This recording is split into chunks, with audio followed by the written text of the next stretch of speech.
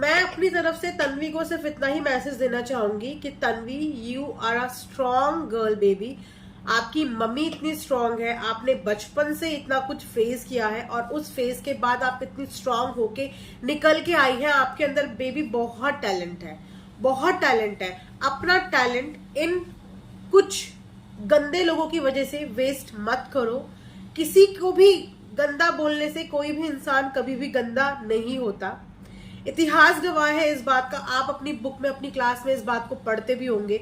बहुत सारी स्टोरीज आपने इससे रिलेटेड पढ़ी होंगी कि जिसने औरत को बर्बाद करने की या औरत के ऊपर, औरत के दामन पे कालिक पोतने की कोशिश की है ना, उसका क्या हर्ष हुआ है, उसका क्या हर्ष हुआ है। भले ही ये कलयुग है, लेकिन कलयुग में भी ना गंदी से गंदी सजा ऐसे लोगों को मिलती है। बस आप इंतजार करो, अपने ऊपर विश्वास करो। दुनिया क्या बोलती है इससे आपको कोई फर्क नहीं पड़ना चाहिए जब तक आपकी माँ का आशीर्वाद आपके साथ है और आप अपनी माँ के साथ हो। इससे ज्यादा प्रोटेक्टेड प्लेस एक बच्चे के लिए कुछ नहीं हो सकती कि उसकी माँ का साया उसके साथ है। तो अपनी माँ के साथ मिलकर कदम से कदम बढ़ाओ, हिम्मत लाओ, आगे बढ़ो और खूब तरक्की, खूब उन्नति करो। जब इंसान तरक्की की तरफ बढ़ता है ना, तो ऐसे बहुत सारे कुत्ते होते हैं जो उन्हें गिराने की कोशिश करते हैं, लेकिन हमें गिरना नहीं है, हमें सिर्फ आगे बढ़ते जाना है। पीछे क्या होता है क्या नहीं होता एक बार भी गर्दन मोड़ के देखने की जरूरत नहीं है। तुम अच्छी हो, बहुत प्यारी हो, कन्या हो। हमारे यहाँ तो कन्या को देवी का स्थान दिया जाता है, कन्याओं को पूजा जाता है। तो जिसने एक कन्या के मन पे आहत पहुंचाई है ना, उसने अपने लिए आगे की अपनी जिंदगी जो है ना वो बेकार कर ली है। ठीक है, तो आप बस आगे बढ़ो। मैं यही अपनी साइड से आपको बोलूंगी, we are really really proud of you, your mother is really proud of you and we are always with you. So friends, जिस बात का डर था, जिस बात के लिए मैं पिछले 3-4 दिन से अपनी वीडियो में कई दफा बोल चुकी हूँ, आज वही चीज प्रूव हो गई है।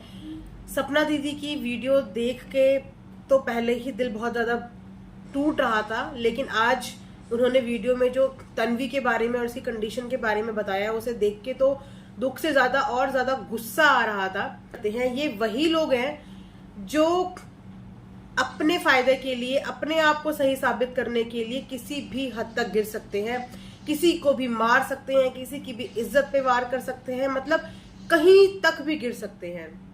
तन्वी की कंडीशन समझ सकते हैं, हर वो लड़की, हर वो माँ समझ सकती है, क्योंकि हम खुद भी इस दौर से गुजर चुके होते हैं। इस एज से हर कोई औरत गुजर चुकी होती है और इस एज में जो सेंसिटिविटी एक इंसान, एक औरत, एक लड़की के अंदर होती है, जैसे जैसे वो ग्रो होती है, उसका मैच्योरिटी लेवल हमेशा लड़कों के कंपैरेटिवली थोड़ा सा हाई माना जाता है।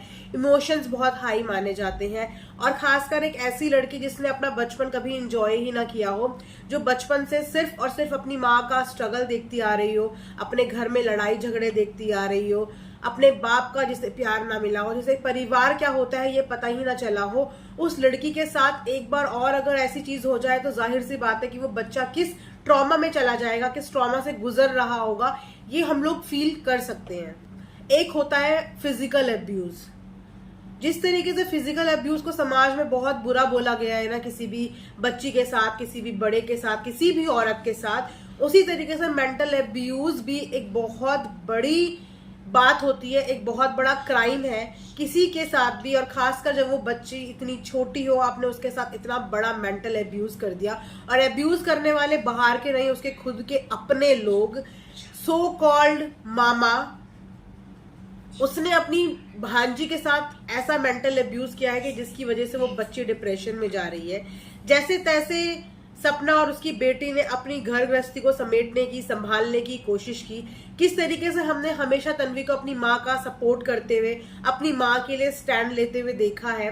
वो बच्ची जिस समय बच्चों की खेलने कूदने की उम्र होती है, शौक करने की उम्र होती है, सेलिब्रेशन करने की उम्र होती है, फ्रेंड्स के साथ घूमने फिरने की उम्र होती है, उस उम्र में उस बच्ची ने अपनी माँ का बराबर कंधा से कंधा मिला के साथ दिया, अपनी माँ के साथ जुट गई अपने भविष्य के लिए 2 पैसे जोड़ने में। और उस बच्ची के मानसिक तरीके से ऐसी आहत इन लोगों ने पहुंचाई है कि उसको, वो बच्ची आज डिप्रेशन में है। कैमरे के आगे आने में उस बच्ची को शर्म आ रही है, कैमरा फेस करने में वो बच्ची झिझक रही है। क्यों? क्योंकि इन जैसे कलयुगी मामा आज भी दुनिया में एग्जिस्ट करते हैं, जो कि समाज में इंसानियत के नाम पे बहुत बड़ा धब्बा है। ऐसे लोग कभी किसी रिश्ते के लिए पाक पवित्र लॉयल नहीं हो सकते। ये सिर्फ और सिर्फ रिश्तों को, इंसानों को नोच कर खाने वालों में से लोग हैं, जो नीचता की हर सीमा को लांघ चुके हैं। सिर्फ एक बार इस बात पे गौर कर लिया जाता कि उसकी उम्र की हमारी खुद की एक बेटी है, वो बच्ची स्कूल जाती है, उस बच्ची के ऊपर किसी भी मर्द का साया नहीं है, उसके पास ना भाई है, ना बाप है, ना कुछ है। ऐसी बच्ची को तुम लोगों ने और ऐसी माँ को तुम लोगों ने अपना निशाना बनाया, तो तुम्हें इस बात की सजा बहुत जल्द मिलेगी। और तुम सोच भी नहीं सकते कि जब सजा मिलने में देर लगती है ना, तो वो सजा तुम्हारे लिए इतनी बुरी डिसाइड की जाती है ऊपर वाले की, कि जब वो सजा तुम्हारे आगे आएगी ना, तो तुम्हारे खुद के रोंगटे खड़े हो जाएंगे। आप जब किसी को आहत पहुंचाते हो, किसी माँ के दिल को दुखाते हो, किसी बच्चे के दिल को दुखाते हो ना, तो उसके आंसू कभी भी तुम्हें नहीं लगते, उसके आंसू तुम्हारी पूरी पीढ़ी को खा जाते हैं, पूरी पीढ़ी को। और तुमने उस बच्ची की मासूमियत का इस तरीके से फायदा उठाया, उस बच्ची को भरी महफिल में, बड़े प्लेटफॉर्म में इस तरीके से जलील किया। एक लड़की को जो स्कूल जाती है, 8-9 क्लास की बच्ची है, जो धीरे धीरे बड़ी हो रही है, धीरे धीरे उसकी टीनेजर लाइफ खत्म हो रही है, और तुमने उस लड़की के ऊपर इतना बड़ा दाग लगा दिया। माँ को तो तुमने चलो लगाया ही लगाया, वो माँ है, फिर भी आगे बढ़ के हिम्मत से काम ले लेगी, क्योंकि जिंदगी के उतार चढ़ाव उसने बहुत देख लिए हैं सपना आंटी ने, तो शायद वो इन सब चीजों से फाइट कर भी ले। लेकिन उस बच्ची का छोटा सा भोला भाला दिमाग, छोटा सा भोला भाला दिल, उस दिल पे वो कितना बोझ लेगी और कितना संभालने की कोशिश करेगी। अपनी माँ के हमेशा आंसू पोंछती है, उसकी आंसू पोंछने के लिए उसकी माँ तो खुद टूटी पड़ी है। कौन उनके आंसू पोंछने के लिए आएगा और कौन उनको सहारा देगा?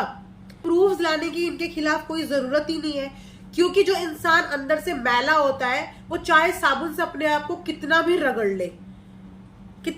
ले, लेकिन अंदर का मैल उसकी जिंदगी से, उसके अंदर से कभी नहीं जाता। ये लोग भले ही शराफत का चोला पहन के हमारे ही समाज में, हमारे ही बीच में, हमारी ही सोसाइटीज में रह रहे हैं, लेकिन धीरे धीरे इनकी गंदगी सोसाइटी वालों को भी इफेक्ट कर रही है, इनके अपने घर के बच्चों को भी इफेक्ट कर रही है, घर की औरतों को भी इफेक्ट कर रही है।